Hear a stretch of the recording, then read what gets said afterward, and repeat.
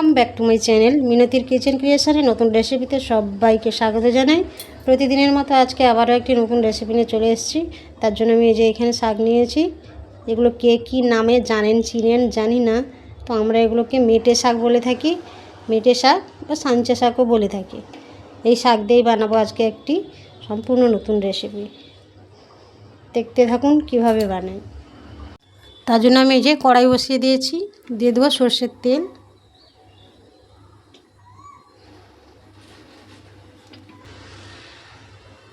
তেলটা গরম হয়ে গেছে, এবার এই শাকটা দিয়ে দেবো।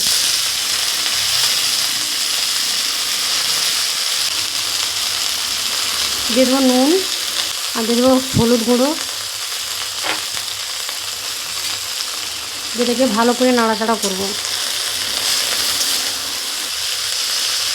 এই শাকের যে কী উপকার, যে খায় সেই জন্য খুব উপকারী একটি শাক। আর এই রান্নাটাও একবার যে খাবে বারবার খেতে চাইবে।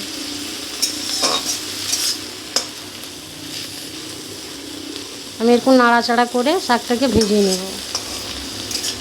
দেখুন বন্ধুরা, আমার শাকটা ভাজাও হয়ে গেছে আর সেদ্ধও হয়ে গেছে। এটাকে আমি আবার নামিয়ে নেব।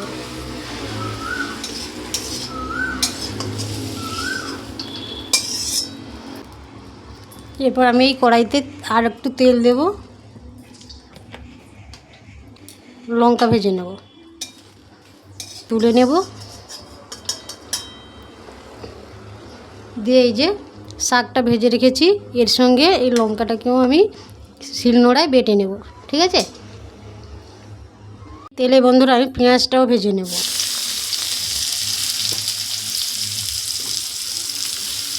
পেঁয়াজ আর এই যে রসুন, পেঁয়াজ রসুনটাকেও ভেজে নেব।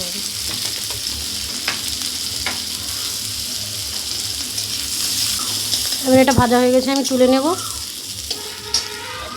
এই শাকের সঙ্গেই তুলে নেব, দিয়ে এগুলোকেও আমি শিলনোড়ায় বেটে নেব। এই দেখুন বন্ধুরা, আমি শিলনোড়ায় বেটে নিয়ে চলে এসেছি ভেজে রাখা শাক, পেঁয়াজ রসুন আর লঙ্কা বেটে নিয়ে চলে এসেছি। এবার সেই কড়ায় অল্প একটু তেল দেব আর দিয়ে দেবো এই যে সাদা সর্ষে বাটা, এই তেলের মধ্যেই দিয়ে দেবো। আর দিয়ে দেবো এই যে বেটে রাখা শাকটা।